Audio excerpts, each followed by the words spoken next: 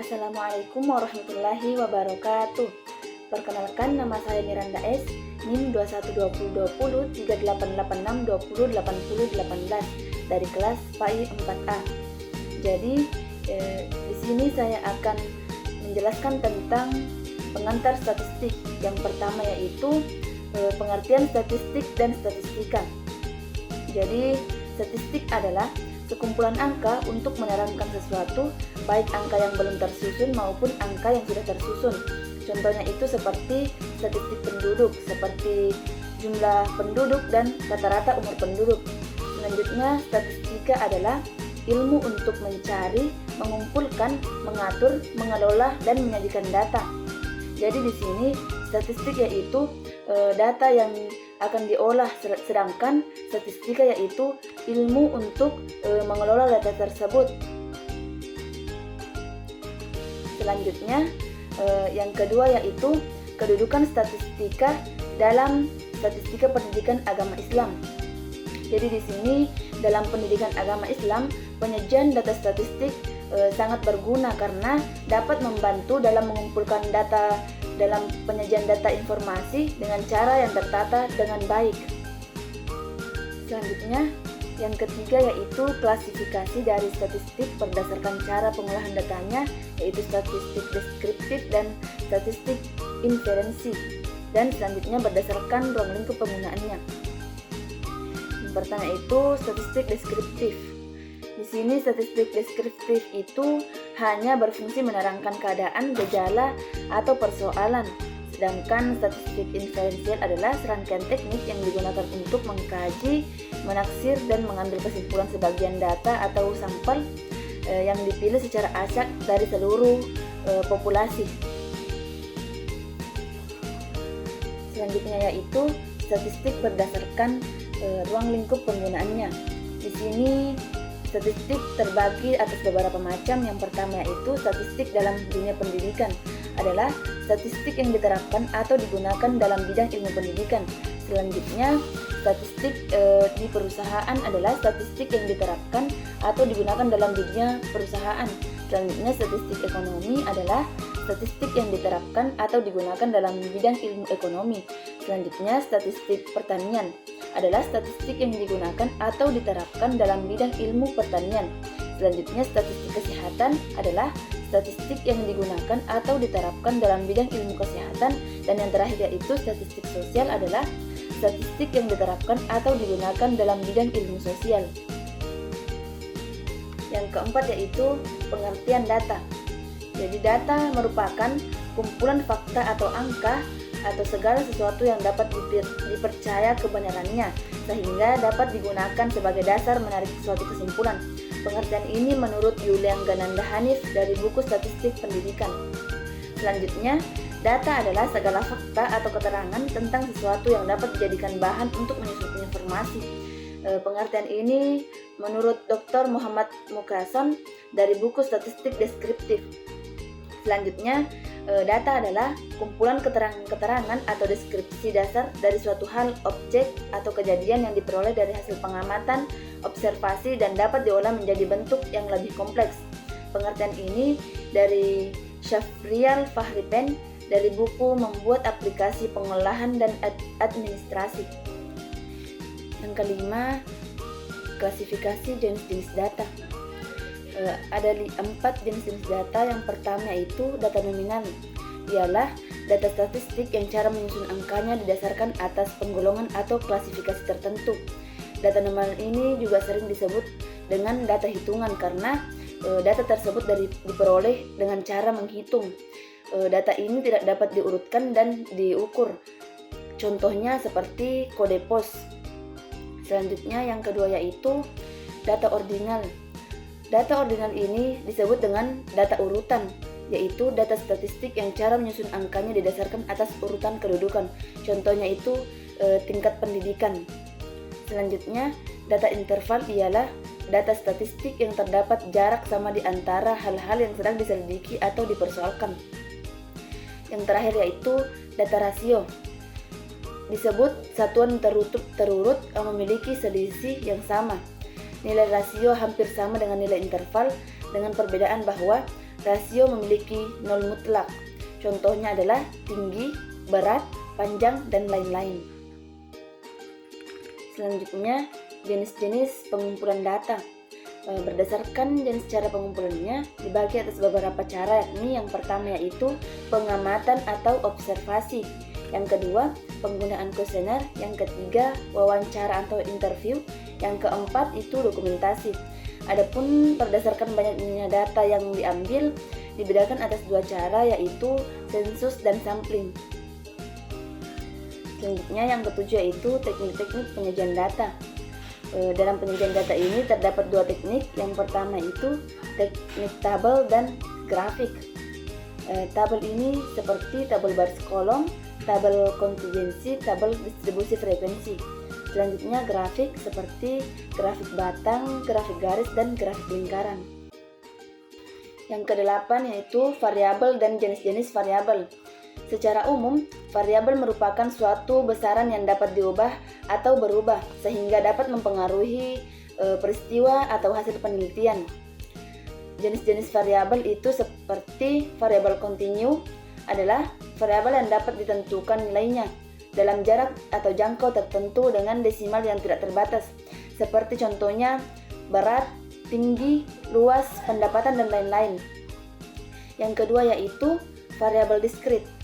Variabel diskrit adalah konsep yang nilainya tidak dapat dinyatakan dalam bentuk pecahan atau desimal di belakang koma. Seperti contohnya itu jenis kelamin, status perkawinan, dan lain-lain. Selanjutnya variabel bebas atau variabel X dan variabel terikat atau biasa disebut variabel Y. Di sini variabel X yaitu variabel yang mempengaruhi variabel Y atau variabel terikat yang dipengaruhi. Selanjutnya variabel yang keempat yaitu variabel aktif. Variabel aktif adalah variabel yang dapat dimanipulasikan oleh peneliti. Contohnya itu seperti metode dalam mengajarnya dan metode dalam memberikan hukuman kepada peserta didik atau siswa. Selanjutnya variabel yang kelima yaitu variabel atributif. Variabel ini tidak dapat dimanipulasikan oleh peneliti, seperti misalnya intelijensi peserta didik, sikap, pendidikan, status sosial, dan sebagainya. Selanjutnya yang kesembilan yaitu ukuran-ukuran di dalam statistika. Ukuran pemusatan yaitu min dan modus, ukuran penyebaran yaitu median, kuartil, desil, persentil, ukuran keragaman, dan ukuran simpangan baku. Yang pertama yaitu ukuran pemusatan. Di sini ada min dan modus. Min adalah nilai rata-rata, sedangkan modus adalah nilai yang paling sering muncul dalam data. Selanjutnya ukuran penyebaran yang terbagi menjadi 4 yaitu median, kuartil, desil, dan persentil. Yang pertama yaitu median. Median adalah nilai tengah. Kuartil yaitu nilai atau angka yang membagi data dalam 4 bagian. Desil yaitu nilai atau angka yang membagi data dalam 10 bagian, dan persentil yaitu nilai atau angka yang membagi data dalam 100 bagian. Selanjutnya ukuran keragaman. Ini menunjukkan bagaimana kondisi sebuah data yang menyebar di kelompok data yang sudah dimiliki. Selanjutnya nilai ukuran simpangan baku. Nilai statistik yang dimanfaatkan untuk menentukan bagaimana sebaran data dalam sampel, serta seberapa dekat titik data individu ke min atau rata-rata nilai. Itulah tadi penjelasan saya mengenai pengantar statistika.